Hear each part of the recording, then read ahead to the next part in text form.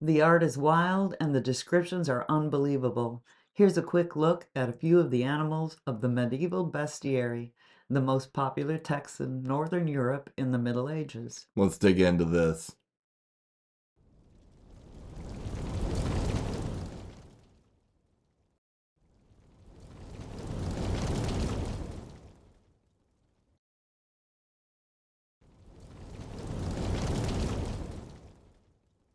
Warning: viewer discretion advised. The lion was the king of all the beasts. They slept with their eyes open and only killed when hungry. Cubs were born dead and only came to life after 3 days, when the father roared over them or licked them to life.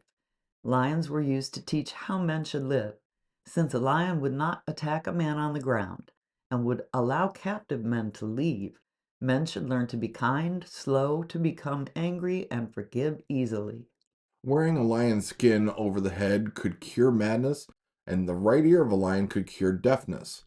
Burying the heart of a lion in your home would prevent lightning strikes and fires. The paradoxian tree grew in India and produced fruit that attracted doves.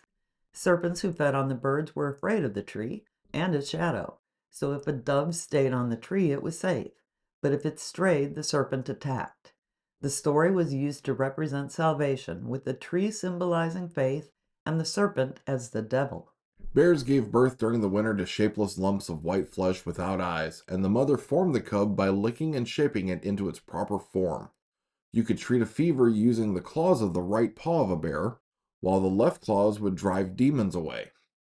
Bearskin was also said to repel fleas. Deer, especially male deer or stags, were the enemies of serpents, which symbolized Satan. Deer would drive snakes from their burrows, sometimes by flooding them with water carried in their mouths, and then they stomped the offensive creatures to death. They were a symbol of piety and devotion and became extremely popular in heraldic devices. Eating venison protected you from fevers, and the smoke from burning stag antlers would stop an attack of epilepsy and kill snakes. Ground antler powder could make your teeth stronger or cure a toothache. Mix it with wine to destroy the pesky stomach worms prevalent back in the day. A stone found in a stag's belly could also help a woman conceive. No idea how it was used for this, though. Elephants were known as the most gentle and easiest to tame of all the wild animals. They were intelligent, afraid of mice, and would salute men however and whenever they could. They lived for 300 years, carried castles on their backs, and were a symbol of kindness and spiritual devotion. Elephant skin or bones could be burned to drive away serpents, while fresh manure cured the body of lice. Take shavings from bones, cook with wine, strain and drink to cure lung problems, but the liver, heart, and lungs were considered useless in medicines. The manticore from India was a blue-eyed, human-faced, lion-like beast with 3 rows of teeth and claws. It usually had a mane and had a tail like a scorpion that could sting, sometimes with poison quills that could be fired. Usually the color was reddish-brown, but some bestiaries show the manticore as blue. Often it was shown wearing a cap. The crocodile is one of the scariest beasts, loving the taste of human flesh, but crying after eating a man. They were also said to be shaped like an ox, which would mean they were absolutely huge, and their dung was made into a perfume that harlots would use to smooth their skin. Crocodile's enemies were the hydras, who waited for the crocodile to fall asleep with its mouth open, and then rolled in mud to become slippery and slithered down the crocodile's throat, and then the hydra ate the crocodile from the inside out. And speaking of slithery beasts, the salamander was known to be a cold animal that could put out the hottest of fires. If put in hot water, it would become cold. The skin was said to be made into cloth that was cleaned by throwing it into a fire. Its spit was poisonous, and just touching a salamander would make your hair fall out and your skin blister. Any food, water, or wine touched by a salamander was instantly poisonous. The basilisk, a crested lizard rooster hybrid hatched by a toad from a rooster egg, could kill a man by hissing at him. The king of the serpents, his poison was so strong that an arrow tip dipped would poison the archer. His breath could kill grass and bushes and even break stone, and could only be killed by the weasel.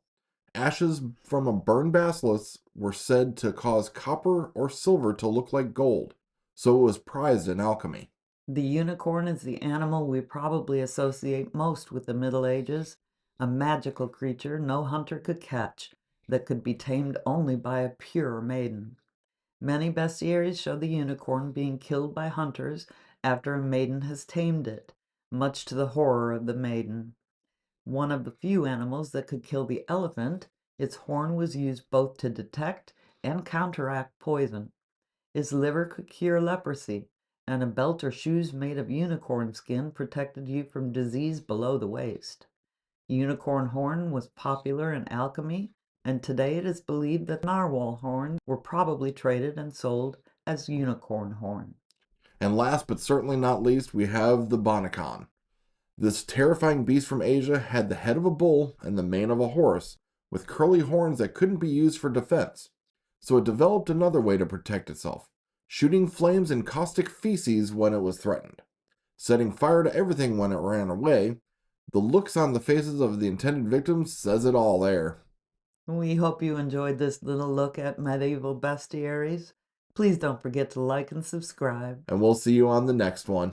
Hey, here's another Dragonden video you might like. And if you like this video, don't forget to hit that thumbs up button. And you can hit the notification bell if you'd like to know when our videos come out. Thanks for watching. We'll see you on the next one.